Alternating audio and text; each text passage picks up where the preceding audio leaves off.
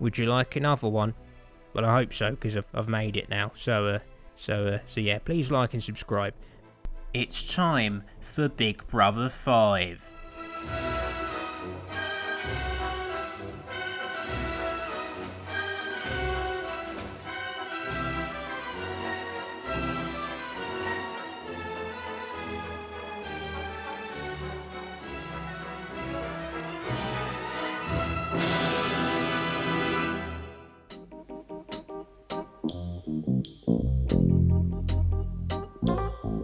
Big Brother 5 would last 26 days, and on launch night 11 housemates walked into the house, including a member of the legendary Jackson 5, Jermaine Jackson.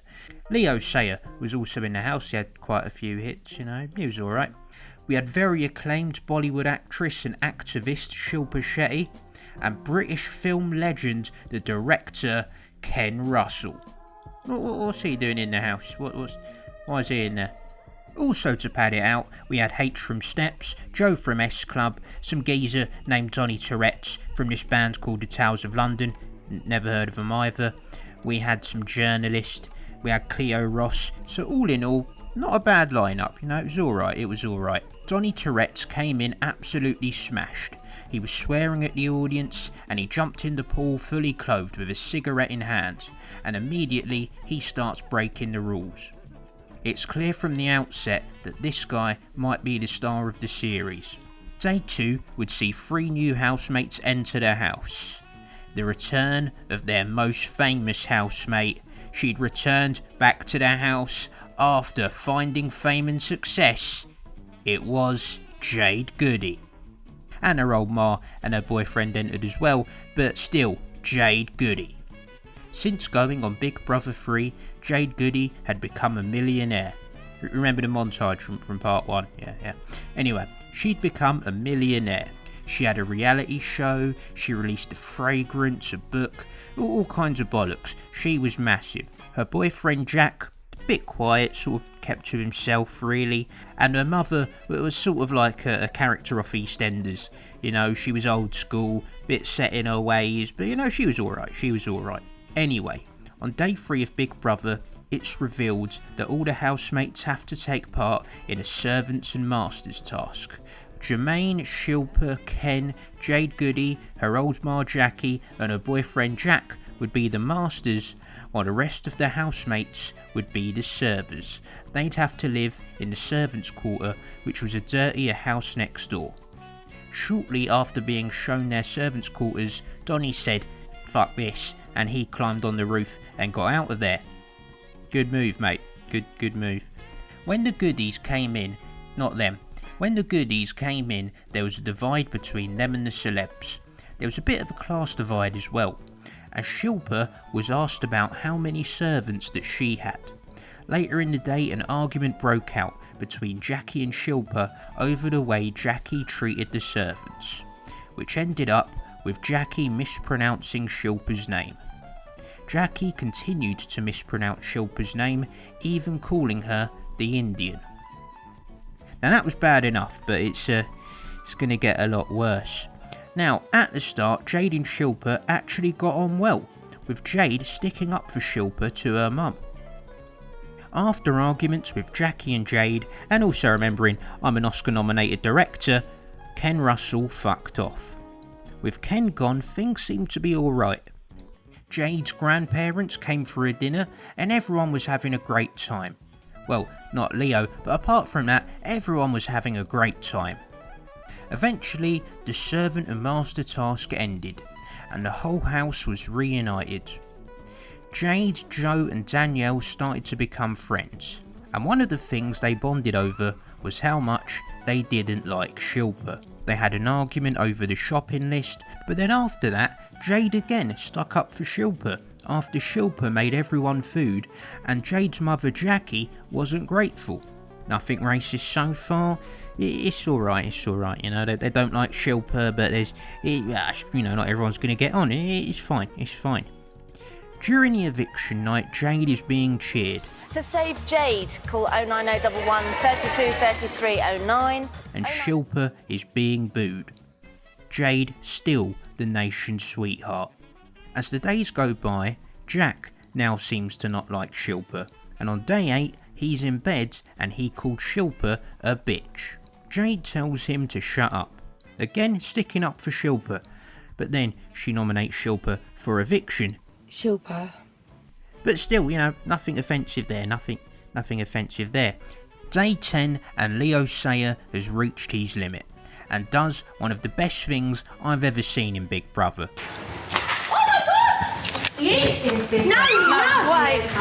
He's gone out, he's gone. He's gone. Fuck this, I'm out of here. And I've got to say, Leo Sayer, one of the most pompous, delusional knobs I've ever seen on a television screen, but he was hilarious. I loved him. Him just going to war with Big Brother, asking for his contract and everything. I thought it was great. I thought it was fantastic. Anyway, after being told he has to wash his underwear in front of everyone, for some reason he can't take it, and he decided to break out of the house, and I was absolutely pissing myself. So later on in the day, Jade, Danielle and Joe are all in bed and they're moaning about Shilpa's cooking. Danielle starts imitating Shilpa's accent and calls her a C-word. And this is where the bullying of Shilpa Shetty really starts.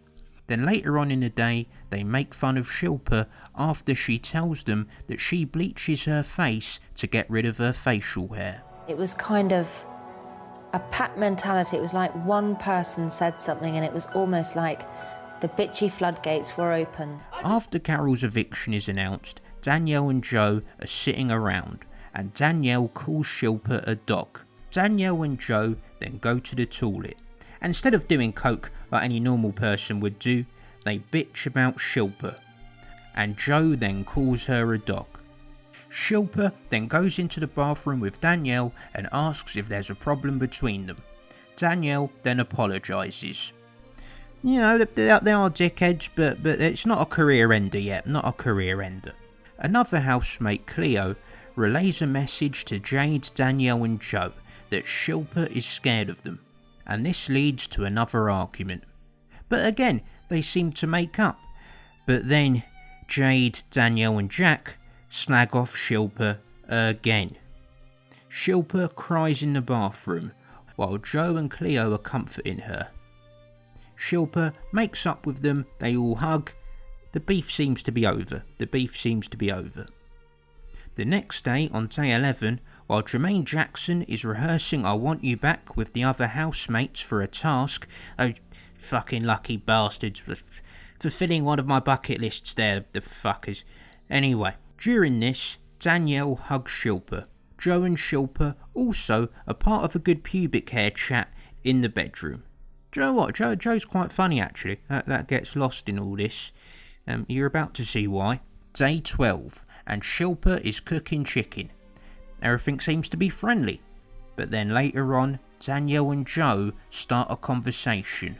I said maybe they cook them differently in India. Might do, mightn't they? They probably fucking cook it for That's why they're all thin, because they're sick all the time. because they're real. And it gets really bad. As the episode goes on, the bullying of Shilpa continues, and Shilpa ends the evening in tears. And I feel really bad for Shilpa, I really do. It's almost like bullying, I was bullied at school, and that's what it feels like. On day 13, Ofcom received more than 200 complaints alleging racist bullying after the weekend's incidents. In a conversation, Jermaine lays out the possibility that this might be a racial issue. I'm tired of bullshitting. Look at her face. I know what you're saying. Look at her color. Look how she carries herself. Oh, baby. You carry yourself the same way, but you're different color. Exactly. They're not singling you out Do you because think you that's what fit they in. did? You fit in. That's the bottom line. Subliminally, that's what it is. The task they had to do was pretty nice, don't it? It was pretty nice. That night's highlights programme contained 3 comments about India that were judged to break Ofcom's broadcasting codes. On day 14, Jade and Shilpa get into an argument about OXO cubes. And now Jade firmly puts herself into the race row with an explosive outburst. All the while, Joe and Danielle laugh along. The argument with Jade ends up with Danielle saying, I think she should fuck off home. Big Brother does pull Danielle up on what she said. And this seems to be the first time that Channel 4 has actually pulled any of the contestants up on things that they've said to Shilpa. The Ofcom complaints rise to 7,600. And that night, allegedly, Jack and Joe sing a song using a racial slur starting with P. You can imagine what it is. Not very nice. This footage is logged by the production team of the Endemol subsidiary Brighter Pictures and not broadcast on TV. But it was also not referred to anyone at Channel 4 until several days later. The internet was shit back then though, so it might have just been modem problems or something. On day 15, Danielle and Jade are in the bedroom. And Danielle is two-faced to Shilpa. And then Jade calls Shilpa this. Kate Moss invited me back to her house for a party. That's my claim to fame. Not Shilpa Darupa. Is that what the name is? I don't know what her name is, but particularly, I'm not really clear. I said last night Shilpa popped them or something. This is properly the career ender here. Big Brother finally pulls up Jade on her comments towards Shilpa. And here it is how not to handle a situation like this. Shilpa Popperdom, I'll explain why I referred to her like that, but for the other two, I don't know what I actually said. It was just trying to get a name out. It obviously ain't, her name's not Shilpa Harry, is it? Or Shilpa Tweed, or Shilpa, think of another surname, or Shilpa Macintosh. It isn't, because she's Indian, so she's obviously going to have, her name's Shilpa, so she's obviously going to have an Indian name. There was no fault or no racial anything meant in any of those comments. It's not in me to be racial about somebody or to somebody, because I wouldn't. It was just as in a tongue-in-cheek, Shilpa Popperdom. Ofcom complaints doubled to over 14,500. That same day, Gordon Brown is on a tour of India, and he's asked about Big Brother. Gordon Brown denounces the show, and me and my old ma have stopped watching the series at this time. Big Brother is now international news for all the wrong reasons. On day 16, the Carphone Warehouse withdraws its sponsorship for the show, as the show does not meet its values. Do you follow the values of Jesus or Buddha or Marx? No. I follow the values of the Carphone Warehouse. By this point, the police have also got involved, with the Hertfordshire Police reviewing tapes of the programme for racist behaviour. However, no charges will be brought forward. While at the Oxford Media Convention, the Channel 4 Chief Executive Andy Duncan is asked about the show, and says that there has only been 2 incidents of possible racial abuse. The Endemol Chief Creative Officer is also being asked about it. The Culture Secretary Tessa Powell joins in with criticism of the show. Ofcom complaints reach 33,000. The Prime Minister is even talking about it in Parliament. Not seen the particular programme in question, therefore can't comment on it. But of course, I would agree entirely with the principle that he has outlined, which is that we should oppose racism in all its forms. Back in the house, after Jade has been pulled up by Big Brother, she makes amends with Shilpa. But over the course of the day, the gravity of her situation slowly sets in.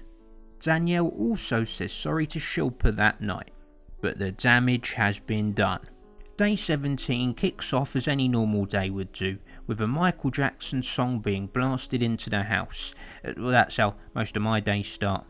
But even Man in the Mirror couldn't lighten the mood of the house. It's announced that Jade and Shilpa would be nominated for eviction. Helicopters fly over the garden, so Big Brother closes the shutters. Everyone in the house realises why the helicopters are there. When it comes time for Big Brother's live eviction, the mood is very sombre. It was as empty as the Etihad Stadium. They decided not to have a live crowd for the eviction in fear of what might happen. This is the news. The atmosphere is tense and ominous, as the reality of the outside world is about to hit the housemates. The housemates slowly realise that there's no crowd, and they pick up on the severity of the situation. Jade is evicted out of the house, receiving the most votes by a landslide. Hold on, how's it not unanimous? Who's voting for Shilpa to leave at this point? What's going on? Jade leaves the house and Davina fills her in on what's been going on in the outside world. All the while, this whole saga has increased the viewership, with this night receiving 7.8 million viewers. Jade's career started on Big Brother, and now it's been ended on Big Brother 2. After Jade leaves, Danielle and Joe seem to realise how much trouble they're in as well, and they are booed upon their eviction.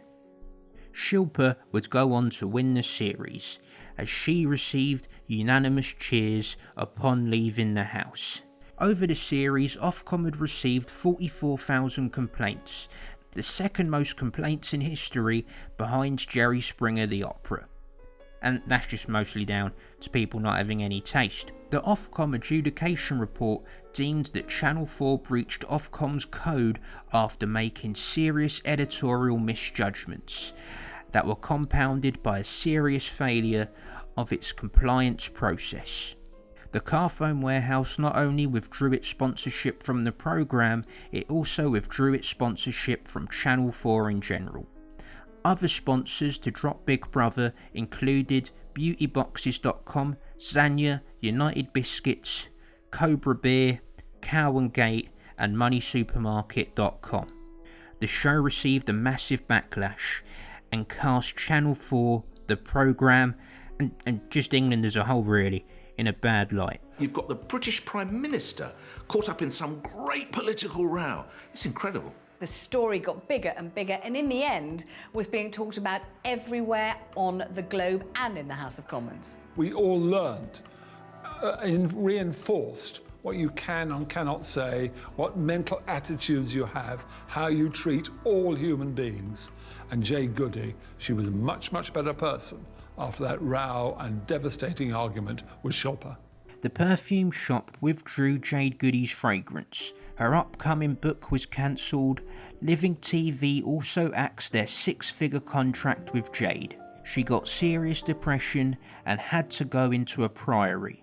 Later on, in an attempt to mend bridges, Jade Goody would go on to the Indian version of Big Brother, which Shilpa Shetty was actually hosting. It was during this programme that Jade Goody learned of her terminal cancer diagnosis. She would sadly die a year later. Apparently, Jade and Shilpa actually made up before Jade died, and Jade actually raised a lot of awareness for cervical cancer. So yeah, she did some good things as well. Jo O'Meara, she didn't really have a career to ruin at this point. She did receive some death threats though, and had to be placed in a safe house. She also claimed that she had no support from Channel 4 as well, and she would join in calls for the show to be scrapped.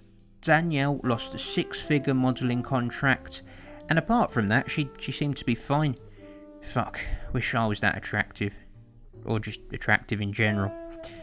The controversy generated over the series garnered over 300 newspaper articles in Britain, 1,200 articles in English language newspapers across the world, 3,900 articles in foreign language newspapers, and 22,000 blog postings on the internet. This whole incident sparked debates all across the nation about race, class, reality TV. It was a fucking firestorm. It caused an international incident between Britain and India, and there were serious calls for the show to be cancelled. Not like today's cancelled, actually cancelled, taken off the air. The show would never be the same again.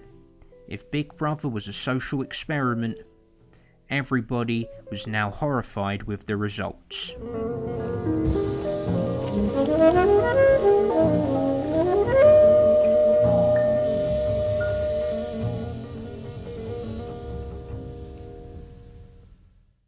But instead of, taking a break for a year, regrouping, giving the fans a bit of time to miss you, no, Big Brother would make a return 4 months later. Between all of the content connected to Big Brother, the show made up so much of the Channel 4 network schedule, I don't think that they really could take a break if they wanted to. When the show returned, they had to air a statement from Ofcom before the show started. They had to do this again twice more throughout the series. For Big Brother 8, Channel 4 decided to do what everyone seems to do when they want to reboot a series. They had an all-female cast. Yes, Big Brother 8 started with all-female housemates, and male housemates would slowly appear over the course of the series. For this series, Channel 4 really did seem to try and throw everything at it. They once again had 22 housemates. This was also the longest season of Big Brother at 94 days. They introduced this halfway house, which contestants would move back and forth between. They put in hot twins, who are really nice geezers actually, really like them. And you know what, Big Brother 8 was pretty good. I've really enjoyed it. This was a series that really brings me a lot of nostalgia. We had a nice bittersweet romance between Chanel and Ziggy. We also had one of the most lovable housemates of all time, Brian Bello. He was pretty much like a kid in a 19-year-old's body. He was very excitable, he was kind, he loved cider, and he was just fucking lovely. He had so many quotable lines. I remember at the time everyone at school was calling people yogurt pots. He was fantastic. He was just fucking great. So good, so good. As well as having one of the most lovable housemates in the house, we also had one of the most hateable.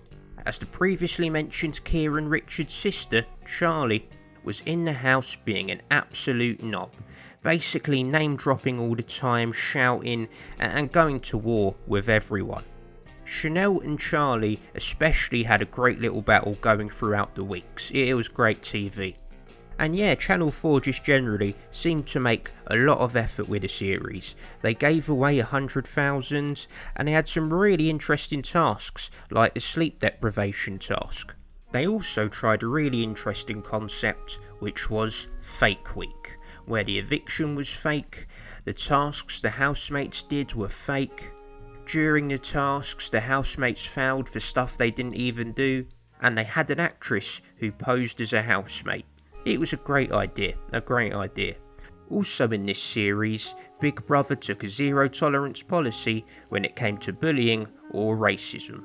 Early on, housemate Emily used a racial slur beginning with N and was thrown out of the house just hours later. So yeah, basically just to summarise, Big Brother 8, great series. They had some great characters, there was some great arguments, there was a romance between two beautiful looking geezers, and they had one of the best housemates of all time win it. I just love Brian Bello, he had loads of great quotes, he was fantastic. Nevertheless, even with all that good stuff, this was still the lowest viewed series of Big Brother so far, with an average audience viewing of 3.6 million. Which is still pretty good in general to be fair, but it was still a decline. While I'm here, did you know that a few of the housemates from this series actually popped up in porn? Yeah. And Television X as well, yeah. So there you go. In January 2008, Channel 4 decided not to air another series of Celeb Big Brother. But instead, of taking a break and regrouping, like, I suggested earlier, no, instead, they decided to do Big Brother Celebrity Hijack. In this series, instead of the contestants actually being celebrities, they'd be a group of talented young people who might be the celebrities of the future. They weren't, none of them would really become famous. But anyway, this time they would instead have celebrities taking over the house for a day at a time. And with celebrities now not actually having to commit to having their lives documented for a few weeks, they could actually get in some big names. Well, you know, for a Channel 4 budget. However, the thing is, what reality TV has now since learned is that when you get a group of talented people, you're not really going to get as much drama. The launch did quite well. It was aired on Channel 4 and E4 in a simulcast. However, the rest of the show was exclusive to E4, and as you can imagine, the ratings were shite. They were shite. They averaged to less than 1 million. There are reports of crisis meetings at Channel 4 to see if they can get Big Brother back on track. For the next series, Big Brother 9, the show seemed to go out of its way to put in as many characters as possible. And from what I remember, it was actually a pretty good series. It even had a second fight night, with pizza being rubbed on a painting, spit going flying allegedly, and the feed was cut. Classic stuff, great, it was great. However, the ratings were even lower than Series 8, with an average viewership of 3.3 million. Just after this series ended, E4 aired Dead Set, a 5-part zombie series based on Big Brother, which was very well received. Could this build up some hype for the show? Celebrity Big Brother 6 started in 2009, and they had some great names like Eureka Johnson, Terry Christian, Coolio, Vern Troyer, and some singers from girl groups. And Lucy fucking Pinder, yes, yeah, my third favourite Page 3 girl. And we had some really good moments on the series. Coolio was being, just generally a bit of a prick, and he would wind everyone up, and also being a bit of a creep apparently, which is less enjoyable to watch. We also had Vern Troyer, who was absolutely fantastic. His duo with Eureka Johnson was hilarious. There's only you in my life, the only thing that's bright. Woo! And him getting drunk was even funnier. Absolutely fantastic. However, despite that, this was the least successful series of Celebrity Big Brother. Big Brother 10 had an interesting twist, with all the housemates having to compete in tasks to earn their housemate status. Instead of going into the house, they would go into a room with crates and various objects that would be used for the tasks. The housemates would have to sleep on the floor until they qualified to become housemates, communicating with Big Brother via a telephone. And the tasks were fucking mental. There was an eyebrow shaving, the housemates had to change their names. It was full of humiliation in a lot of cases, just what the great British public loves to watch. Sophie Reid would go on to win that series. Sophie Reid actually does porn, by the way. Yeah, made quite a name for herself. Go check it out, she's pretty good. This series would also see a different kind of eviction interview, with Davina and the evictee being joined in a panel discussion with a psychologist and/or celebrity fan. In addition, the house design was mental, really different from the conventional Big Brother house. Channel 4 once again seemed to be trying their hardest to get the audience back on side, but the show still suffered its lowest ratings so far, averaging around 2 million viewers. To make things worse, the landscape of reality TV had completely changed by this point. I'm a Celebrity Get Me Out of Here had long been established as a more popular contemporary programme to Big Brother. Britain's Got Talent and The X Factor were at the peak of their popularity. These shows had taken aspects of Big Brother and now appeared to be doing them better. We were also about to enter the age of scripted reality TV as well, with The Only Way is Essex, Geordie Shore and Made in Chelsea very soon to debut. Before Series 10 of Big Brother ended, on Wednesday the 26th of January 2009, Channel 4 announced the show would be cancelled.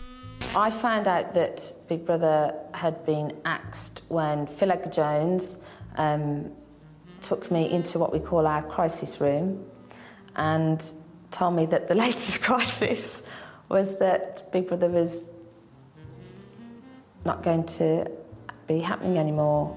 Big Brother will disappear from Channel 4 next year after 11 series. The years of scandal, Ofcom complaints, bad press and oversaturation seemed to take its toll on the show. Also, Channel 4 would save £20 million by not doing the show, so that was a bit of incentive to cancel it as well. However, due to a deal already signed with Endemol, it meant there would still be one more celebrity series of Big Brother, a normal series and a final series that they would call Ultimate Big Brother. Celebrity Big Brother 7 had some good names. We got to see a different side to some of the celebrities like Vinnie Jones and Alex Reid. They had this talking tree called the Tree of Temptation who would give housemates secret tasks that would involve some kind of prank, and if you didn't do them you would incur some kind of punishment. Like when Base Hunter refused the task and him and a fellow housemate, Lady Severine, had to stay in a room while they repeated one of Base Hunter's songs over and over again. We could be in here for hours. Yeah, I know. Unlike other Celebrity Big Brother series, where they would just use the same house for the main series and the Celebrity series, they did a whole new design of the house, giving it the theme of hell. And it wasn't the most memorable series, but I did think Cisco coming in singing the Thong song was absolutely fantastic. That was great.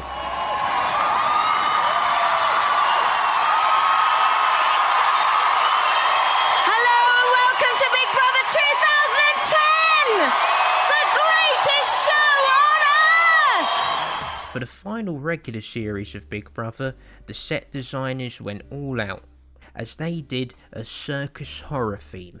It looked class, and had tributes to Big Brother history in it as well.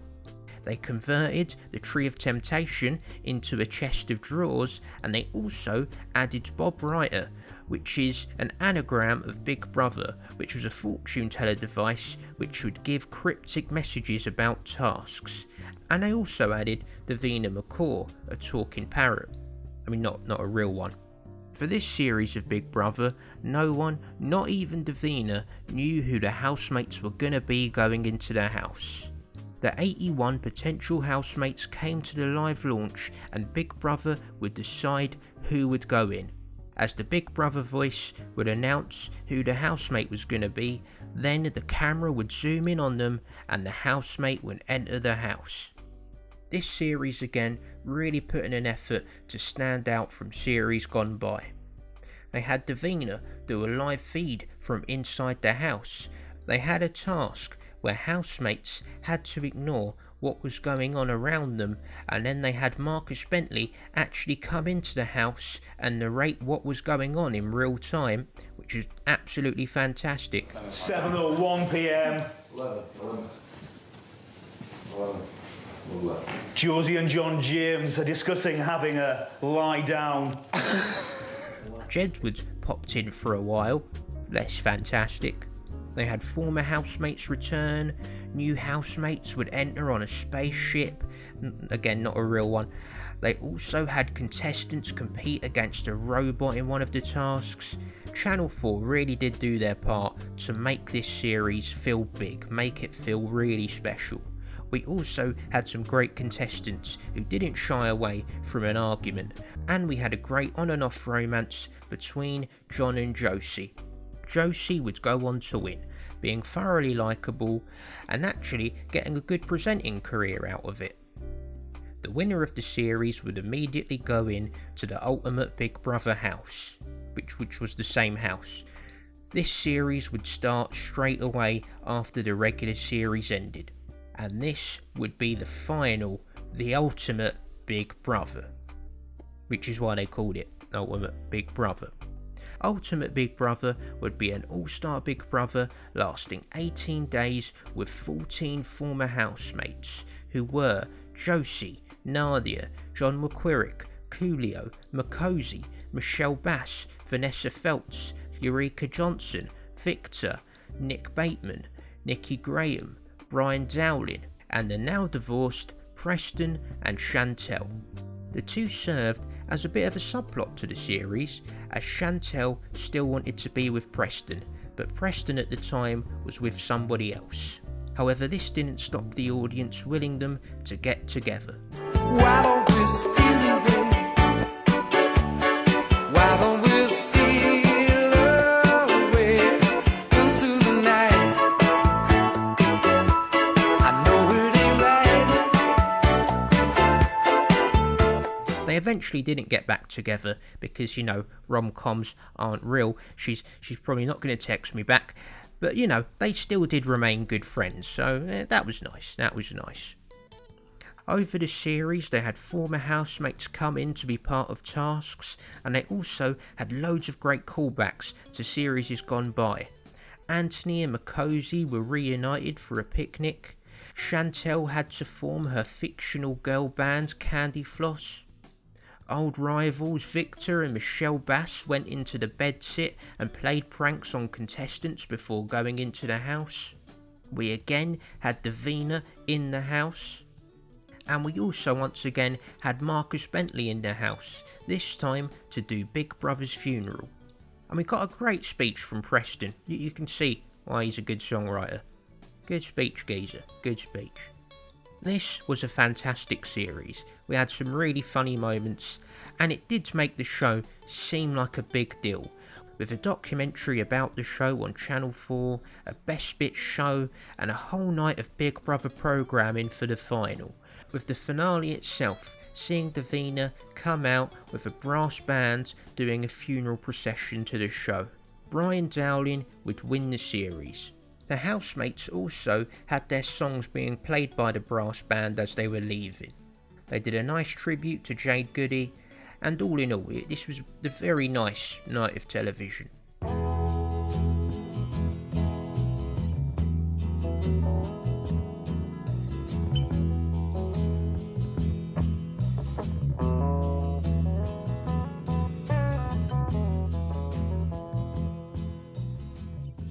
Now, it might be hard to attach much emotion to Big Brother, which was, especially at this time, a much derided TV show.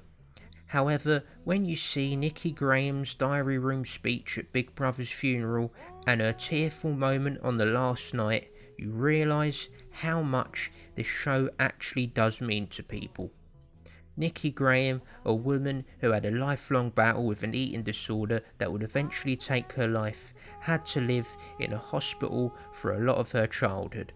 The Big Brother house wasn't just an opportunity for her to have a career and stardom, but it was a place to have fun, to feel safe, and it gave her a new lease of life. It gave her a platform to tell her story to other people also struggling in a similar situation. I've just had the time of my life ever since everything you've given me, and I just want to thank everybody, and my mum's been great, and God, all of you, thank you so much. I just so didn't expect this. Thank you.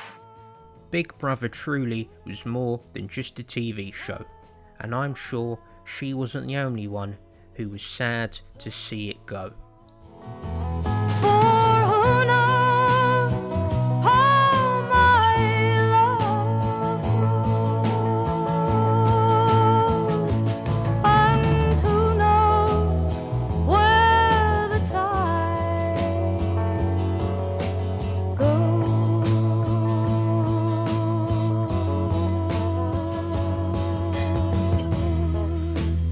Oh, never mind, it's back again.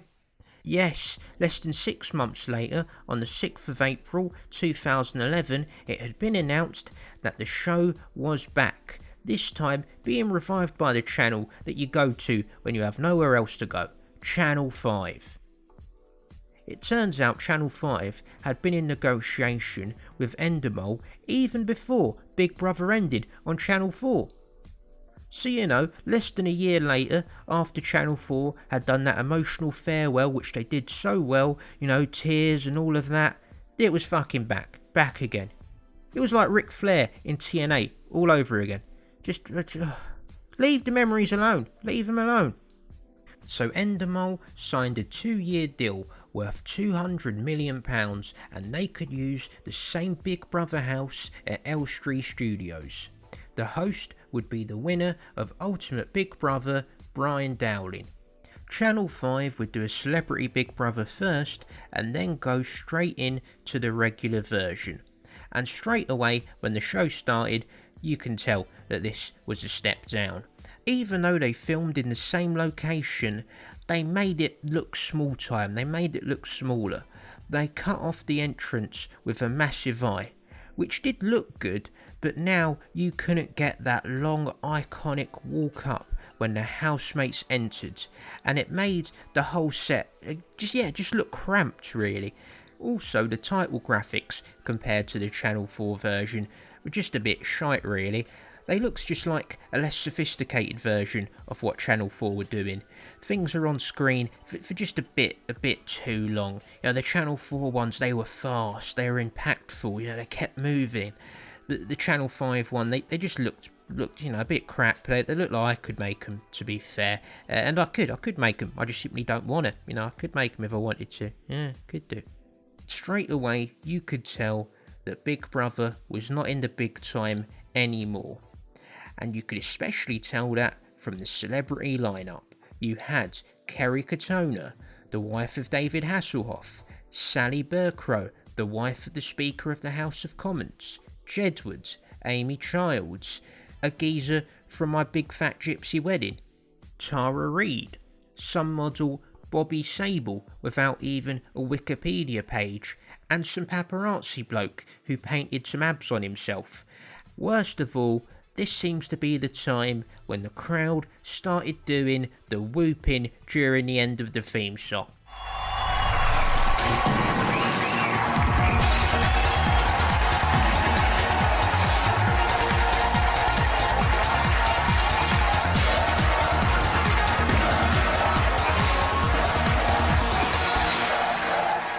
Fuck sake. Despite all of this, the series did have an impressive launch. Channel 5's highest ever rating outside of sports programming, which probably must have been a Liverpool Europa League game. Now, that must have been what it was. The series averaged around 2.81 million viewers. But it was actually quite a shite series, so let's move on. Big Brother 12 was actually pretty good. We had all the archetypes of a good Big Brother. The knob, the likeable one. We had a love story with Louise and Jay, which was, you know, that was pretty nice. Also going into the house were sisters who were both professional wrestlers, Gemma and Faye Palmer. One of them was even signed to WWE. Yeah. They had Tom and Alex, who had a really nice friendship. We had a wannabe rapper, who I sadly and embarrassingly see too much of myself in. We also had the very lovable and quick-witted housemate Mark. He was the highlight of the show, until he sadly decided to walk out on day 27. The rest of the series was alright. They had Pamela Anderson come into the house, which was cool, if this were 1995. They also had a tie-in with Paranormal 3, which itself is very much like the Channel 5 of the film series. They had loads of ex-housemates return as they premiered the film for the housemates who won a task. They had Kim Woodburn enter the house to moan at the housemates for being messy bastards. It was an okay series. However, I don't know if it was a lack of creativity by Channel 5 or the fact that the show had been on air for so long now and that they'd pretty much done everything. But this series saw Big Brother repeat concepts it tried in the past. Like this time, they had a hideaway task. This series also saw the house knobhead win, sparking chants of fix from the crowd, which isn't a good look for the show. Aaron!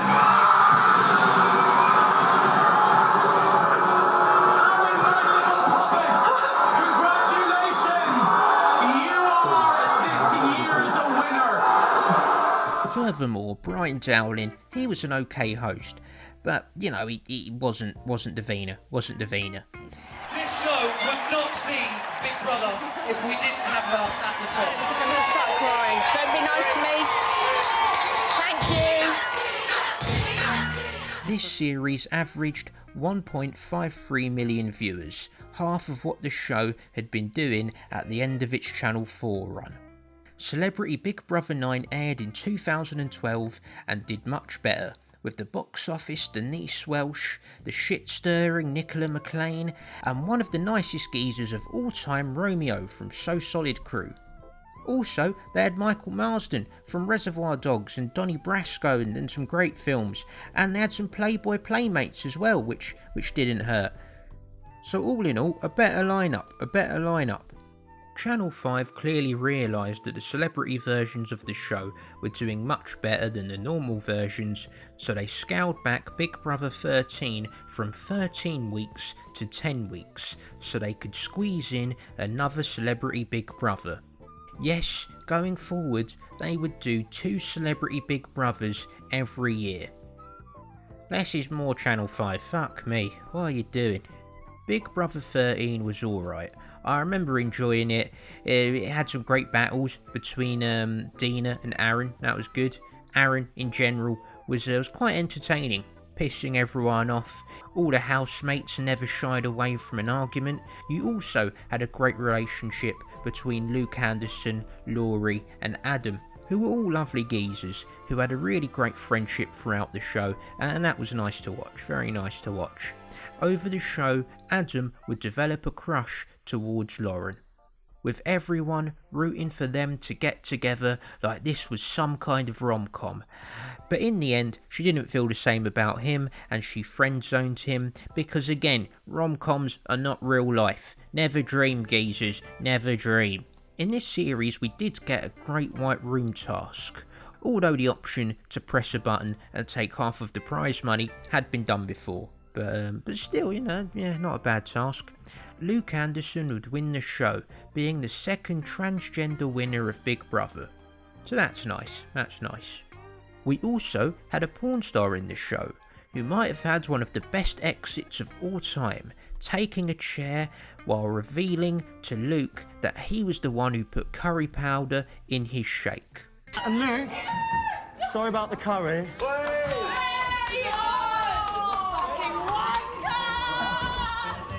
Absolutely fantastic. This series did also attract a fair bit of controversy for remarks that housemate Caroline had made towards Adam. Also, Scott received warnings for mocking Dina's Indian culture. In addition to this, Connor and Caroline faced accusations of bullying, as Channel 5 received over 1,000 Ofcom complaints. The series received an average of 1.52 million viewers. Not great. 2 days after the series ended, Celebrity Big Brother 10 would air, with Colleen Nolan, The Situation, another So Solid crew member, MC Harvey, Julie Goodyear, Julian Clary, Martin Kemp, some Prince, an Olympian, and Danica fucking Thrall.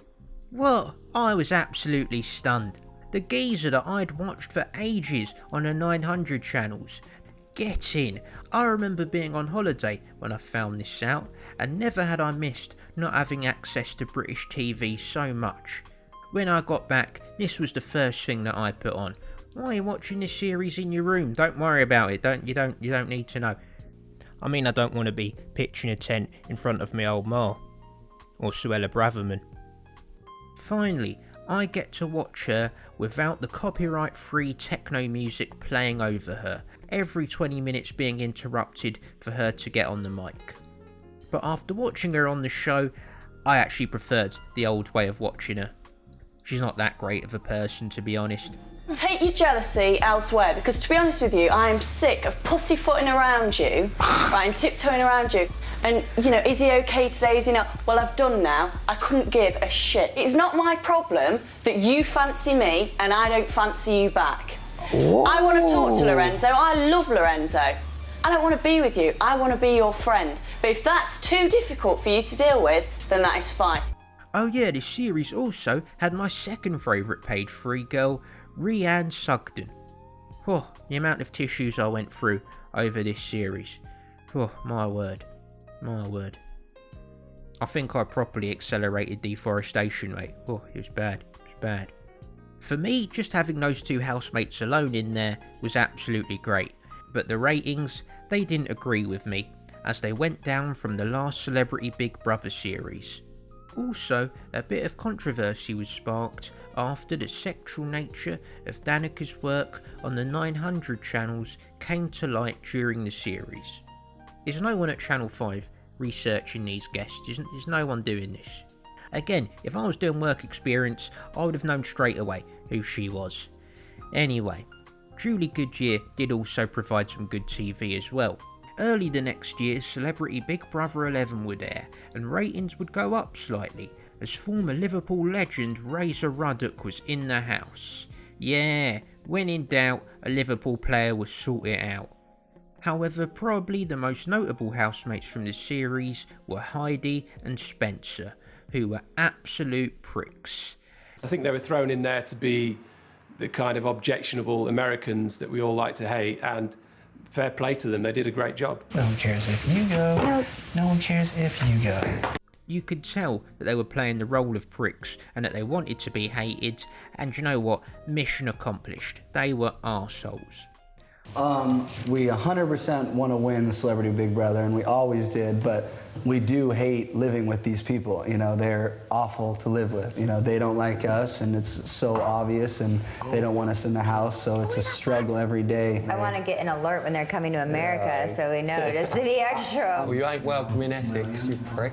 After the series, Emma Willis, not that one, but instead Big Brother's bit on the side co-host Emma Willis would take over the show going forward, starting out on Big Brother 14.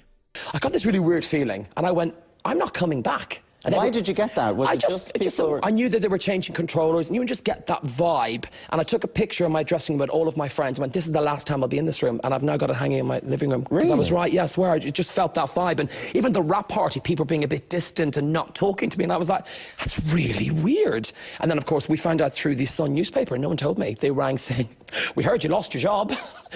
This series would have the theme of secrets and lies, and I don't know why. I couldn't be bothered to find out. I mean, the viewing public didn't really seem to give a shit. However, I will give it to them, they did have an interesting selection of housemates. They had a mother and daughter, and they also had twin brothers, which made for some really good TV. We had Dexter and Gina, they were pretty entertaining as well.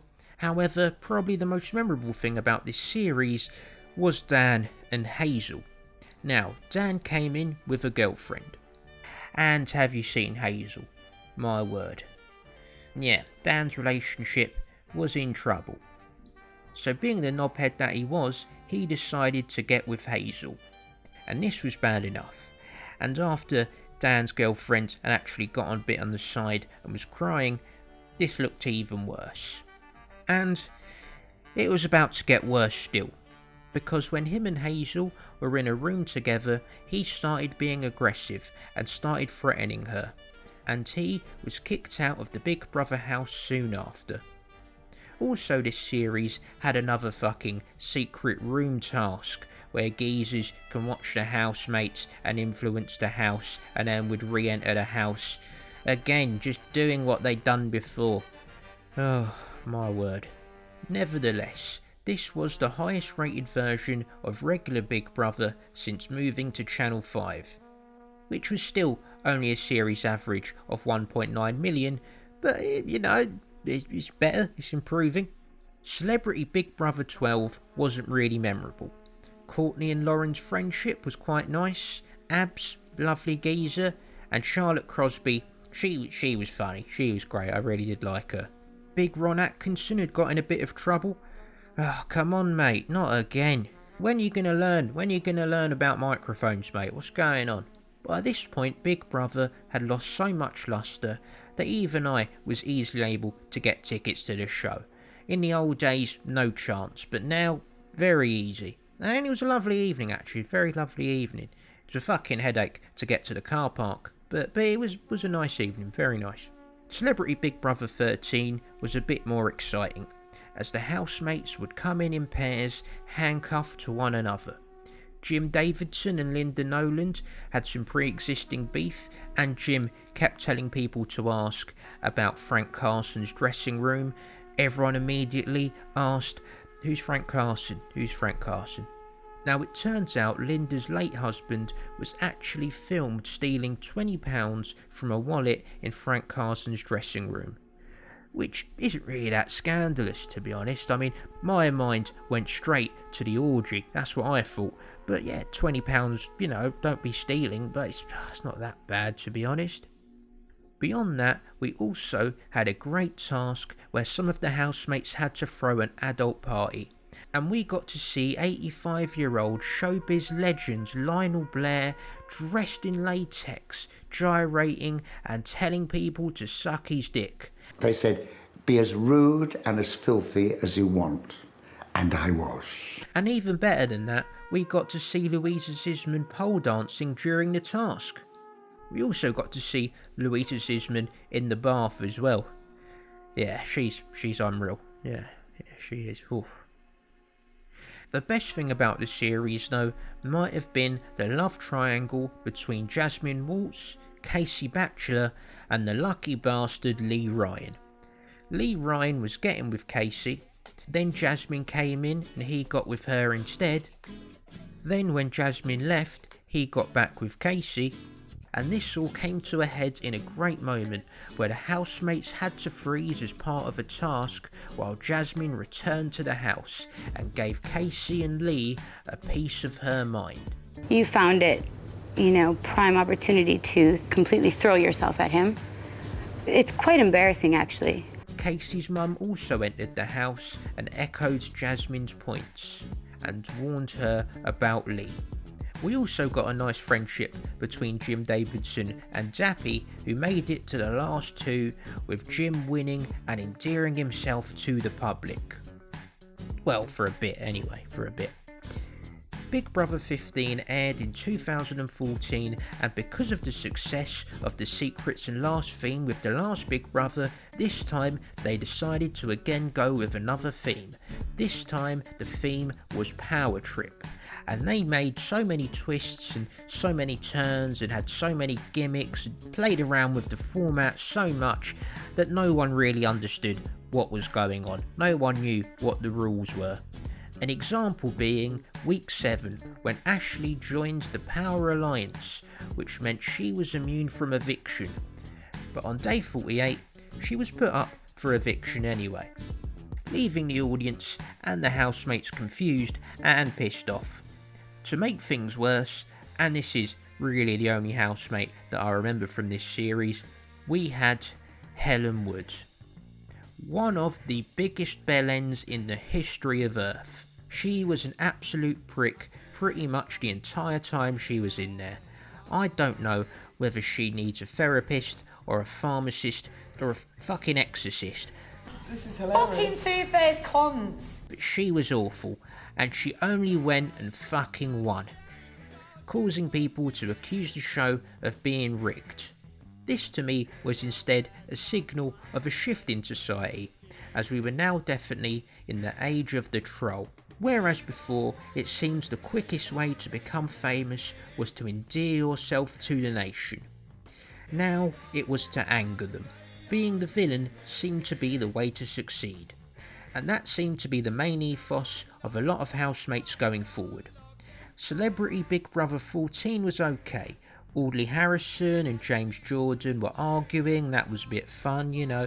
You had Frenchie and Leslie Jordan as well, that was fun to watch. Let go! That's spoken!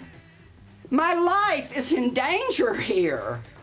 And Gary Busey was in it, he was alright, he was a bit hard to watch at times, but not many people were.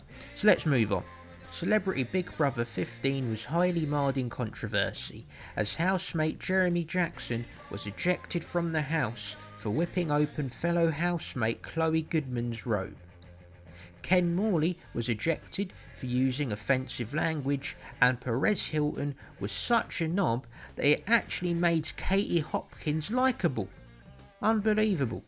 He doesn't have strong views on things, he's just very noisy, so there's just volume and irritation. kind of like being at Glastonbury and having irritable bowels all in one place. Katie Hopkins would even come second. That's just depressing, isn't it? Depressing. Now, Big Brother 16 I thought was actually pretty good, as they went with the theme of Time Bomb. This series dipped back into Big Brother history, bringing back previous housemates, sort of copying the ultimate Big Brother thing, but nevertheless, I thought this was a great concept. There was a lot of twists and turns in this series, and I can't cover all of them, but here's a brief overview of what happened. Day 1 saw some interesting housemates enter the house, and they were immediately faced with the first time bomb, as they had to open these 3 balls that could contain something nice, like immunity from 3 evictions, or something shite, like being evicted that night, which Simon opened, having to leave that night. The weeks went on with tasks, arguments, all of that. They had a debate task which was great, it caused pandemonium. Aaron was kicked out for inappropriate behaviour. On day 18, Big Brother evicted 5 housemates and brought back Simon into the house and introduced 3 new housemates, including model/dominatrix Harry. Oh my word. And she developed an unlikely relationship with maybe my favourite housemate of the series, Nick, who proved to be a great example of how you shouldn't judge a book by its cover. In his VT, Nick came across as an absolute upper-class prick. My name's Nicholas Henderson, I'm 19 and I do nothing for a living. Yeah, I'm a twat, yeah, hate me. But when the show got underway, he turned out to be actually a really nice geezer. He was nice, he was shy, he was friendly, he was witty, he was just kind, he was very nice. I like him. And him and Harry actually had a kid after the show.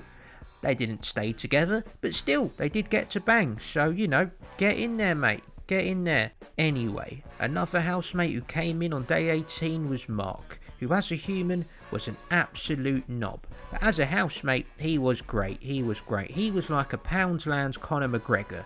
Carry on, Batman. Let's see what happens. Plastic Let's face. see what happens. Plastic face. Get a grip of yourself, will you? Plastic face? Honestly, like Lego, darling. Well, at least I can fix that. You can't fix your small... Oh, that's true. It's so tiny. I know. And you're just so Tiny, big. So used to big ones, aren't you? Slam more time than a taxi door you have. A sharp-tongued Irishman who riled everyone up, and on day 32 he was evicted, but it turned out to be a fake eviction as he went in to the time bomb bunker with 3 previous Big Brother legends. Well, 2 of them were legends and one just happened to be the previous winner. They were Nikki Graham, Brian Bello and Helen Wood. Again, it's yet another secret room gimmick. But still, what a lineup of people to put in a room together. The best of Big Brother, the worst of Big Brother. Absolutely fantastic. And when they came out of the time bunker, Helen and Mark would wreak havoc on the house. They were like a beast with 2 bell ends, and the house went into absolute chaos. Day 37 saw a great task where former housemates came in, and some of them would return for longer stays as well. On day 43, Helen said this to Brian Bello. Brian, you look like a rapist. Understandably, this made Brian climb over a wall and leave. I mean, yeah, I'd do the same thing. I'd climb over the fucking Empire State Building to get away from Helen Wood. Oh, my word. Even when Wayne Rooney banged her, he had to have someone else in the room. Probably just as a buffer, in case he had to talk to her. Oh, absolute prick. Now this led to a great moment when Nikki Graham stood up to Helen Wood. Yes, Skeezer. Go on, Nikki. I don't give a No, Brian. Brian. Who is she? Oh, You don't. Who the is she? I didn't Carry on. It's my turn after. Week 8 was the cash bomb week, which I thought was great. Big Brother had played around with the prize money before, but they had never done it to this extent. Housemates were faced with dilemmas where they could add money to the prize fund or lose money from the prize fund, or they could steal from the prize fund. It really put the housemates in some great moral dilemmas and tested all of their trust. The show was eventually won by Chloe, winning the biggest cash prize in Big Brother history of £116,100. I thought this series was great, but sadly I must have been in the minority as it averaged 1.28 million viewers. Celebrity Big Brother 16 was just depressing. They were really scraping the bottom of the barrel for celebrities. For this series they did a US vs UK theme, but I don't think anyone really gave a shit. On day 2, Tila Tequila was kicked out of the house after her support for Adolf Hitler, and pictures of her in a Nazi costume were discovered on her social media. Again, is no one at Channel 5 checking the contestants at this point? What's going on? Samsung levels of quality control this. Ugh. However, she somehow wasn't the worst housemate of the series, as Farrah Abraham took being an arsehole to a whole new level. She was such an arsehole that she wasn't even entertaining, like, previous housemates. Like Helen Wood, at times she'd have her moments where she's being a prick, but at least she was a bit entertaining. This was just depressing. I'm sorry you can't have a dick! You don't have a fucking vagina, bitch! She even got into a fight on Big Brother's bit on the side. Just an arsehole. Hag, be quiet. All right. Calm down.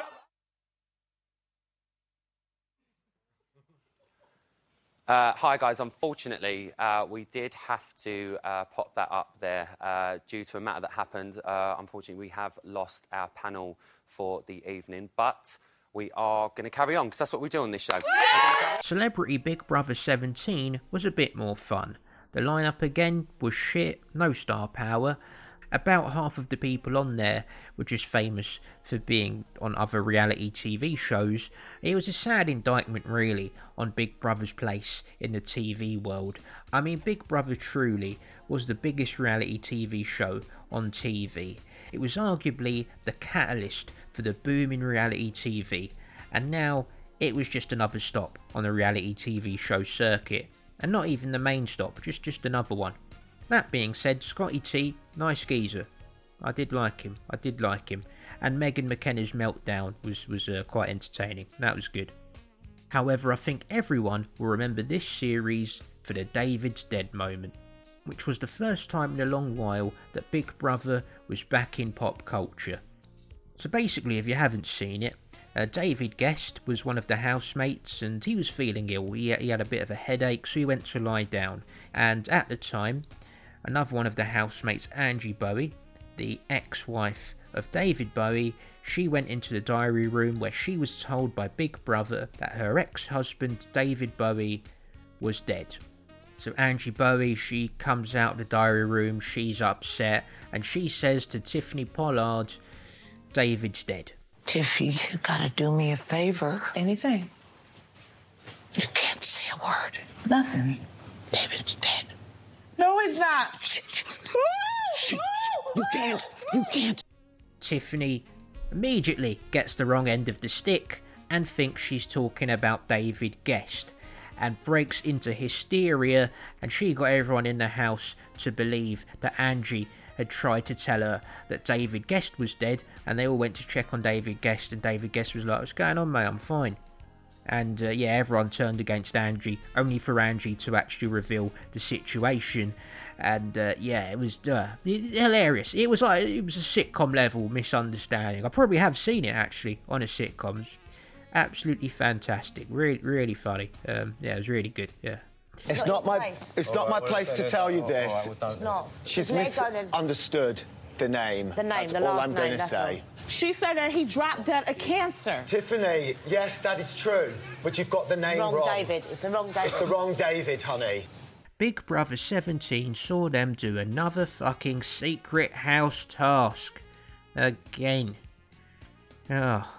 This time they called it the Other House, and the housemates in there were called the Others. They had to scheme and plot to steal the main housemate spots in the house. Some of them were allowed to go into the main house and then they would communicate with the others. And one of the people who was the others was Andrew Tate. Yes, one of the most infamous men in the world at the moment. At this point in his life, not many people knew who Andrew Tate was. He was a 4-time kickboxing champion who still had hair and was currently under investigation for 2 counts of sexual assault and 1 count of abuse. But again, Big Brother didn't really seem to check that before putting him on the show. In the house, he was pretty much the same arrogant prick that he is now, but just quieter, just didn't talk as much. Andrew sat there getting to know the housemates, plotting and formulating a plan, which he would never actually pull off because a video surfaced of him abusing his ex-girlfriend, and Big Brother discovered he was actually under investigation the whole time. So yeah, once again, not a good look for the show. Andrew and his ex-girlfriend have actually said that it was actually a consensual roleplay on the video. But nevertheless, you'd probably rather not have a video surfacing of one of your contestants in that situation. The real reason I got kicked out of Big Brother is because I was too good at triggering everyone. So what happened was, I was only in there for about 9 days, and 4 people walked out, and every single man in there at some point had threatened me with violence. So they took me into the diary room, and they said, we're really concerned about the dynamic of the house. This is all off camera. Yeah. I was like, well, the rules of Big Brother, we all signed a contract saying no one's allowed to make threats. I'm not threatening anybody. All these people are threatening me. You need to shut down their threats. I'm like, yeah, but people, you're very controlled, and they're more emotional, and we just want to guarantee that in the event of an altercation, you won't hit anybody. So basically they said, we've got a whole bunch of idiots in here who can't control themselves, children. And if they swing for you, we want you to play Floyd Mayweather and do nothing about it for 4.5 minutes while security turns up. I said, no, I'm not going to start an argument, but if they're going to swing at me, they're going to get knocked the fuck out. I don't know if there's 2 of them going to attack me. I ain't getting punched on TV. I don't know what's going on. I don't know this guy. Maybe he knows something. Who the fuck? If you swing at me, I'm taking you out. So that's my position. I'm not going to start it, but as soon as they start running their mouth, you better send security in advance because I'm taking them out the game. On day 8, he was kicked out of the house. He did, however, have a memorable moment when he came into the main house and exposed everything that he'd seen while in the other house. The series was alright. Celebrity Big Brother 18. This featured Andrew Tate's spirit animal, Stephen Bear. And he was an absolute shithouse, antagonising other housemates, wasting food, wrecking shit, ruining tasks. But to be fair, unlike some other housemates over the years, he was actually quite funny. He did have some charm to him, and he'd actually go on to win. I wonder what he's been up to recently. Oh, fuck me. Oh, my word. Oh, no, not charming at all. Take back what I just said. Celebrity Big Brother 19 would go with the theme of new stars versus old stars, with celebrities who'd been on the show before and celebs appearing on it for the first time. And this lineup was like a stable of shithouses over the recent years. There was Kim Woodburn, Heidi and Spence, James Garner, Nicola McLean, Austin Armacost, and as you can imagine, they didn't get on. They did not get on. There was loads of drama, but not like entertaining, fun to watch drama, more just like uncomfortable, hurts your ears drama. What are you talking to? You interfered. You have just interfered. You interfered. I'm trying to I would like to enjoy my beans. I'm enjoying my beans and my toast. Then when I come into this room, shut up. Big Brother 18 wasn't amazing. They went with a best of British theme, with some housemates coming in with pre-existing relationships, like a husband and wife, sisters, work colleagues, a mother and a daughter. None of the housemates were particularly memorable. Kieran Lee, not that one, he was in the house as well. They also had several gimmicks, like the People's Housemate, where a housemate could communicate with the outside world and overrule housemates' decisions. They had a second chance cash prize. They had lots of different shit. I mean, Channel 5 were trying. They were trying to put on a good series. They had old housemates reappear. There were fights. People were getting kicked out. But, nothing we hadn't seen on the show before, so let's move on. Celebrity Big Brother 20. That's just basically reality TV show people, soap actors, more of the same. Moving on. Celebrity Big Brother 21. This went with the theme of the Year of the Woman, as they were celebrating 100 years of women getting the vote. They started the show with just female housemates. I mean, it would be more fitting if during evictions only females could vote, but I don't know how you'd enforce that. On day 4, they brought in the lads, who included Liverpool legend John Barnes. Fuck me, what's he doing in there? Come on, geezer, you're better than this. What are you doing? However, another housemate was a little less legendary, and that was Dapper Laughs. And Channel 5 drew a lot of criticism for including him on the show when they went with the theme The Year of the Woman, as Dapper Laughs was widely seen by a lot of people as quite sexist. So yeah, more bad PR for Channel 5 here. Declining ratings and bad press are not what the show needs, and sadly, it wouldn't stop there. Celebrity Big Brother 22 would be controversial right from the start. Actually, before the start, as 5 hours before the launch show, Stormy Daniels pulled out of the series. Rumours and speculation raged on about why she pulled out of the series, but Ryland made it clear that 5 hours before the show was about to go live, she said she wanted to just appear on the launch night and then leave. Was this the main reason? We'll never know. However, it does look apparent that she was probably their main star, and without her on the show was lacking a bit of star power, leaving a woeful selection of housemates. The series had the theme Eye of the Storm, and it was. Yeah. On the first night, Jessica Alves, they were scraping underneath the barrel for celebrities at this point. I mean, just do one Celebrity Big Brother a year. You might have had enough for one good lineup. I mean, you've got a fucking psychic in there at this point. What are you doing? Anyway, Jessica Alves used a racial slur on the first night, but remained in the house, attracting 1,000 complaints to Ofcom. Jessica was eventually kicked off the show for a similar incident on day 10. The show also attracted controversy for doing a Donald Trump task where housemates had to take each other's green cards.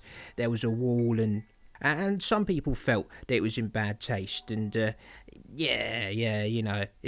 little bit. Kirstie Alley talked about wanting to build a wall like Trump had planned, and that got some more complaints as well. But a big incident came on day 14, when actors Ryan Thomas and Roxanne Pallett were in the kitchen. Now, Roxanne had went out with one of Ryan's best mates, so they knew each other before they went into the house, and Ryan wasn't too fond of her, so he avoided her most of the time that he was in the house. He and fellow housemates were practicing boxing with Ben. After that, while Roxanne was in the kitchen, Ryan, like he does with all the other housemates, he's just sort of playing around, doing a few light, sort of boxing jabs, just playing around, barely making contact really, just a bit of a laugh, bit of fun, a bit of banter, yeah.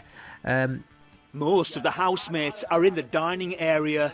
Ryan, I've got a clean towel. I've got a little towel that I'm going to use. Oh! Woman beater. Go on, what? Bloody hurt. Did it, sorry? I was going to ask if you want your washing on, but I might shrink him instead. I might shrink them. Yeah, he did this to Roxanne, and Roxanne actually said that hurt, but in a funny way, in a funny, oh, that hurt, that did, Ryan said sorry, they had a nice bit of banter, a bit of a laugh, and it was all in good fun, and they all went about their day. However, Roxanne then started to claim that she'd actually been abused by Ryan, and she reported Ryan to Big Brother. He actually punched me like a boxer would punch you back. And we weren't play fighting, there was no... It wasn't banter, it wasn't a joke, there was no exchange. Big Brother just wants you to know you are being listened to. Big Brother doesn't want you at all to feel like you're not being listened to. Can't believe you're letting somebody stay that's done that. Big Brother issued Ryan with a warning.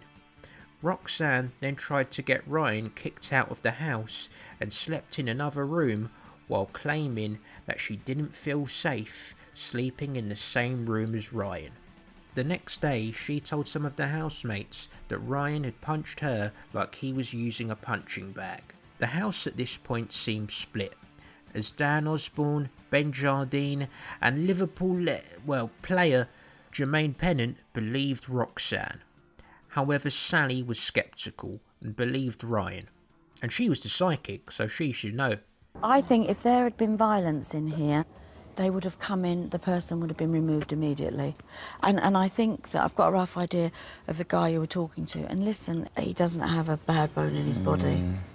Dan, Jermaine and Ben confronted Ryan about Roxanne's allegations and didn't seem to be believing Ryan. I know something, but what if he's isolated? Doesn't speak to me, and then went up to me, punched me in the ribs so hard. And just because you laugh afterwards doesn't mean it was a joke.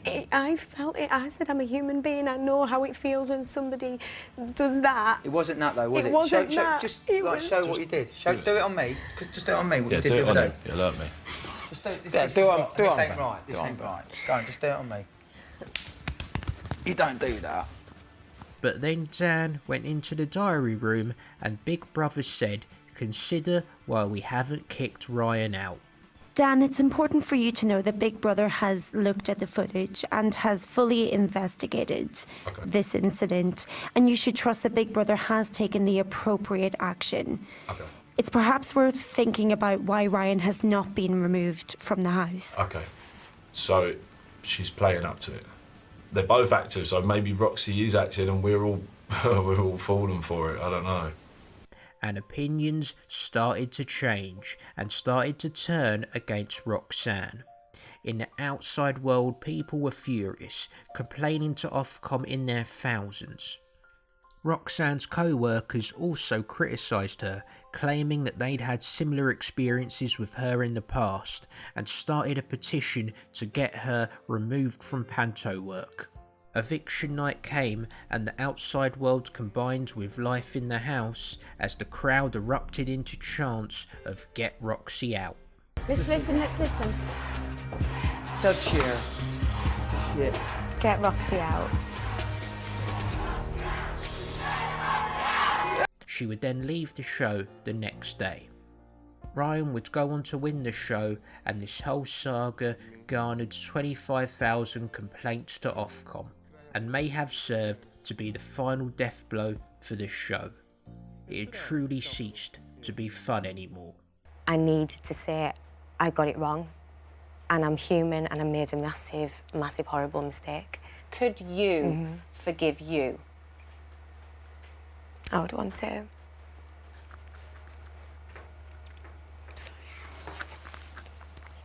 Thanks, everybody. Days after Celebrity Big Brother ended, Big Brother 19 started. And on the day of its debut, Channel 5 announced that this would be the last series of Big Brother. And the nation collectively went... I don't think anyone really gave a fuck at this point. I suppose if he works there, then you might do. But apart from that, yeah, just... The production team was over 300 people by this point, so yeah, some people losing jobs. Again, still couldn't provide a job for me at the time, but anyway, nevertheless. Most people didn't really care that the show was going off air, and unlike Ultimate Big Brother, which had, a brief sort of revival for the popularity of the show, this series, yeah, it didn't really. No one was really bothered. So the show happens, they introduced this currency called Bitcoins, a bit too much like Bitcoin for my liking, but yeah, Bitcoins were currency that housemates could spend while in the house. They did auctions for these coins and housemates had the opportunity to trade coins. It was certainly something different from the other series, but ultimately no one gave a shit. A geezer called Cameron came out on the show. That was nice. That was nice. He went on to actually win the show, and the show finished with an empty diary room and the Big Brother voice saying, "Big Brother will get back to you." The series averaged just over 1 million viewers, the finale attracting 700,000 viewers, and yeah, the series was an all-time low for the show. After 18 years on air, 3.7 years worth of programming, Big Brother was finally dead. While it ended in underwhelming fashion, let's all remember how great it once was. It was the show for the people, that starred the people, the show that provoked discussions and gave a platform for people from all sections of this wonderful island called the UK. Oh, hold on, it's back again. Stop the montage, it's back again. Took a bit longer this time, 5 years it was off the screens, but yes, it was announced that after 5 years away, Big Brother would be returning. This time it would be on ITV. When the news was confirmed, the nation collectively went, yeah, sure, why not, yeah. Everyone seems to be bringing back old properties now because, no one has any faith in new ideas, so why not bring back Big Brother, why not? After the old Big Brother house was demolished in 2020, they needed a new one. So they built one in Garden Studios in West London. Marcus Bentley was back on the voiceovers, and instead of having one host, they had two. Who better to reveal what's in store for the new series than the presenters AJ Judah and Will Best? The debut would be simulcast on ITV and ITV2, and then the rest of the series would be on ITV2. The show was originally meant to return in early 2023, but got delayed to the autumn, with the 8th of October as the start date that was confirmed. The contestants were kept secret until the debut night, as did the show itself seemingly. Where was the marketing? There wasn't really any adverts on TV, nothing on buses, no YouTube ads that you skip past, none of that. Nevertheless, fans waited to see what this new version of Big Brother would be like. Would it be, like ITV had said, a return to basics, an ode to the show that we all loved in the glory years? Or would it just be Love Island but indoors? And when the show debuted, we found out, it sort of was. It was sort of just Love Island indoors. The contestants entered to upbeat music, there was a slow-mo cam like on Love Island, it wasn't live, there was loads of bright colours on screen and in the decor of the house itself. They kept repeatedly shilling vintage, repeating their packed full of pre-cum line, just like Love Island does with eBay. They even had the fucking ad copy in the credits. Alright, we get it. Someone else might have sneezed on the jumper before you buy it. We get it, mate, we get it. But when you get past all of that bollocks, the show was actually pretty good. ITV were true to their word of putting contestants from all walks of life into the show. One of them wasn't even walking. And this may have proved to be what made the show work. It may have proved to be the show's unique selling point. It's what separated it from shows like Love Island or Made in Chelsea. It's what made fans love the original Big Brother in the first place, because this mix of different people brought about interesting characters, interesting feuds, friendships, and interesting character dynamics, and it wasn't just a load of wannabe influencers saying, "Can I pull you for a chat?" all the time. And whoever was doing the casting, give them a raise and a bit of hand relief, as they had some great characters in the show. Perhaps the best being Jordan. Hi, I'm Jordan. I'm a qualified lawyer from Scunthorpe. I hated coming in. I hated the first hour, but now I'm actually rather enjoying it. If you're hysterical, I have to deal with that, so please don't be hysterical. I wouldn't hold her. Oh, what is it called? You see, I can't even remember. This is why I didn't want to do this. Hiya, babes. Oh, he's Welsh. So when they asked me to provide a photograph of loved ones, I didn't want to. Oh, it's like someone's vomiting on me. It's like I'm back in the clubs. Oh, keep it coming, big brother. I have a face like a chastised backside. I can pay my council tax. Jordan was an endlessly fascinating character who just seemed like a lovely bloke and was absolutely hilarious, always witty, and he also struck up a romance with Henry, which was probably one of the best romances, if not the best romance, in Big Brother history. The love triangle thing, that was a bit annoying, but when him and Henry got together, that was fantastic. And they have to have their own show. I mean, you gotta do it, I'd watch it. So the show in general, it was pretty good.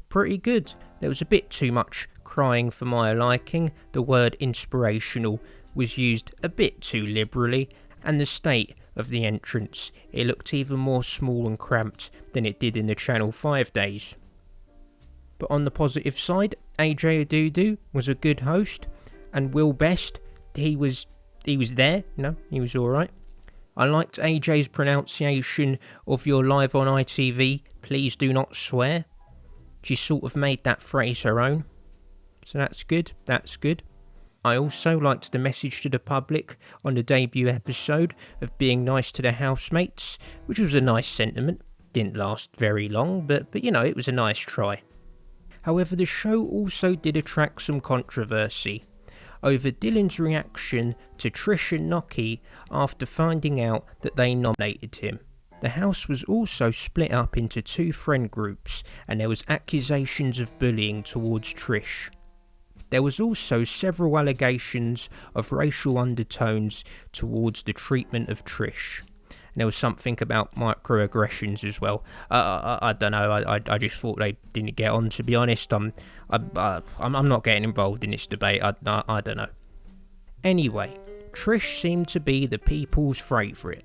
She seemed to be a new sweetheart to the nation, as fans rampantly chanted "Trish for the win" on eviction night, before she was eliminated moments later, as we all learned about some of her old tweets.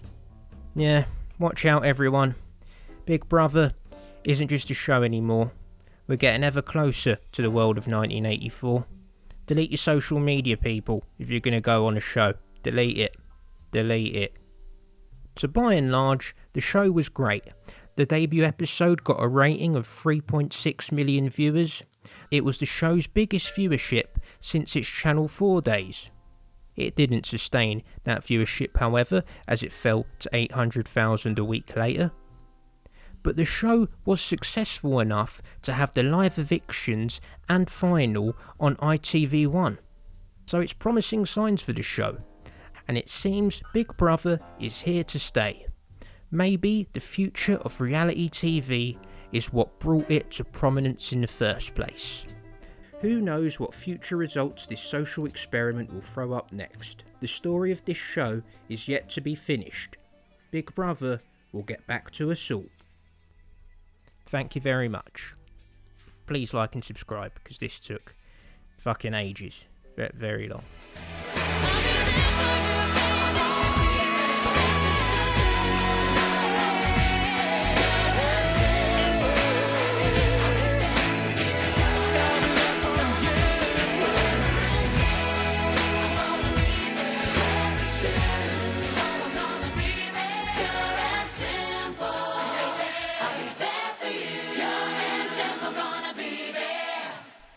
My favourite page 3 girl was Keely Hazel, by the way.